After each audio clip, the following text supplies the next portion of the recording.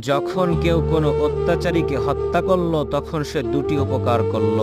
আল্লাহর সৃষ্টি জীবকে তার অত্যাচার থেকে রেহাই দিল এবং হত্যাকৃত ব্যক্তিকে আল্লাহর আযাব থেকে মুক্তি দিল।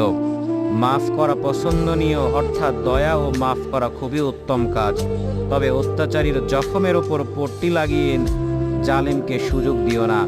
যে ব্যক্তি সাপকে দয়া প্রদর্শন করলো, ছেড়ে দিল, সে জানে না যে তার এই কাজটি আদম সন্তানের ওপর সম্পূর্ণ অবিচার করা হলো।